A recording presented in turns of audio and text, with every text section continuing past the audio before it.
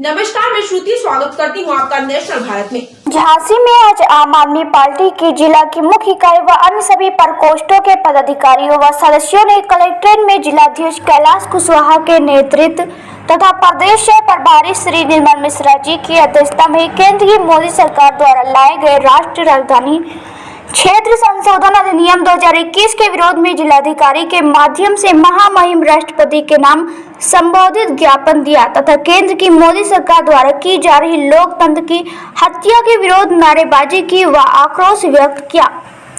इस अवसर पर बोलते हुए प्रदेश प्रभारी ने कहा कि भाजपा की केंद्र सरकार संसद में एक बेहद खतरनाक बिल लाकर चुनी हुई दिल्ली सरकार को कमजोर करने की साजिश कर रही है। इस बिल के पास होने के बाद एलजी के पास सभी शक्तियां होंगी और दिल्ली सरकार के सभी प्रस्तावों को लागू करने का फैसला उनकी मेहरबानी पर होगा।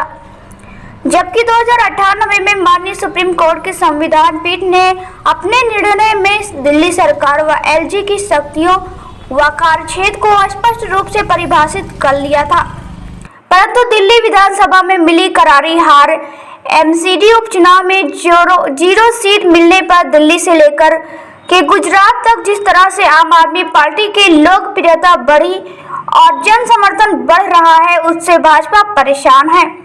इसलिए भारतीय जनता पार्टी की मोदी सरकार एक बार पुनः दिल्ली में षड्यंत्र कर चोर दरवाजे से संविधान पीठ के फैसले को पलटते हुए दिल्ली की चुनी हुई सरकार को कमजोर करने और दिल्ली में विकास कार्य ठप करने के षड्यंत्र में आगे बढ़ चुकी है। संसद के अंदर जो संशोधन बिल प्रस्तुत किया गया है वह साफ साफ इस बात को दिखा रहा है कि भारतीय जनता पार्टी की मंशा क्या है। प्रदेश सचिव श्रीमती अर्चना गुप्ता ने कहा कि दिल्ली के लोग इस बात को लेकर के काफी चिंतित है कि आखिर यह क्यों किया जा रहा है। अभी दिल्ली सरकार ने 1 साल के कोरोना काल के बाद दिल्ली के अंदर देशभक्ति बजट प्रस्तुत किया है। कई सारी नई कार्य योजनाएं बनाई गई जिनको दिल्ली के अंदर लागू करना है। दिल्ली के अंदर आजादी के 75वें वर्षगांठ के अवसर पर देशभक्ति को लेकर अभियान चलाने का निर्णय हुआ है। देशभक्ति पाठ्यक्रम को दिल्ली के अंदर लागू करने का निर्णय हुआ है। यह जितने भी बजट के अंदर दिल्ली सरकार ने प्रस्ताव लाए हैं, अब उन सारे प्रस्तावों को लागू करने का फैसला एलजी की मेहरबानी पर होगा। नेशनल भारत से ब्यूरो चीफ एमएच अंसारी की रिपोर्ट। प्रभारी जी, आज किस संबंध में आपने ज्ञापन दिया है?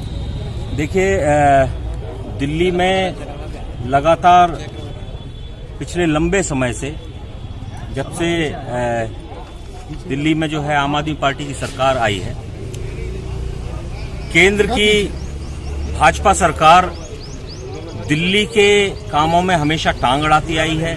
अरविंद केजरीवाल द्वारा किए गए कामों को रोकती आई है, उनको रोकने का हमेशा से प्रयास रहा है। ये लड़ाई काफी लंबे समय से चल रही थी। सन 2018 जून में माननीय उच्चतम न्यायालय ने दिल्ली के कार्यों का, दिल्ली के अधिकारों को और केंद्र के अधिकारों को बिल्कुल स्पष्ट अपने आदेश में ये स्पष्ट कर दिया था कि केंद्र के अंडर में सिर्फ जमीन, पुलिस और कानून, इन 3 के अलावा कोई भी व्यवस्था दिल्ली की नहीं रहेगी। बाकी समस्त व्यवस्थाओं पे निर्णय लेने का अंतिम अधिकार वो अरविंद केजरीवाल सरकार का और वहां की जो भी सरकार हो उसका रहेगा। केंद्र सरकार हमेशा से ये चाहती आई है कि दिल्ली को लाट साहब के डंडे से हाँका जाए। इसलिए हमेशा से उनका प्रयास रहा है कि दिल्ली सरकार की शक्तियों को कम करते हुए राज्यपाल की शक्तियों को, उपराज्यपाल की शक्तियों को बढ़ाया जाए, ताकि दिल्ली में बढ़ती हुई आम आदमी पार्टी की लोकप्रियता को वो किसी तरह कम कर सके।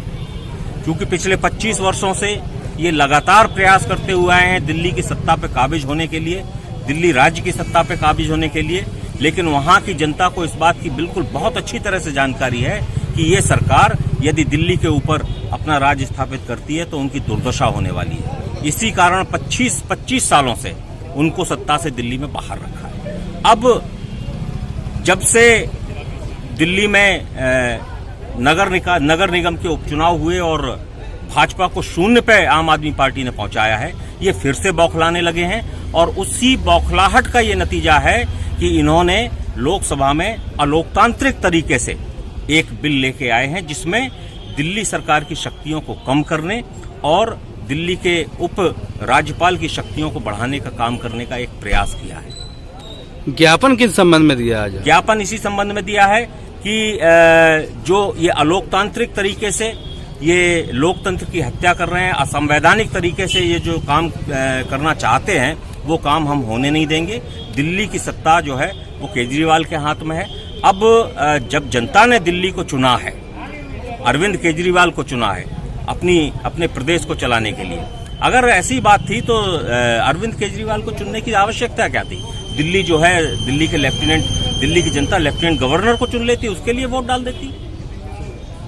भाई आप खुद बताइए कि जब जनता एक सत्ता को चुन रही है तो उसके निर्णय लेने का, उसके हित के बारे में सोचने का अधिकार भी उसी सरकार का होना चाहिए, ना कि केंद्र सरकार का, ना कि लेफ्टिनेंट गवर्नर का। तो हमारी ये लड़ाई जो है वो चलेगी तब तक चलेगी ये लड़ाई जब तक जो है सरकार जो है इस असंवैधानिक बिल को जो है वापस नहीं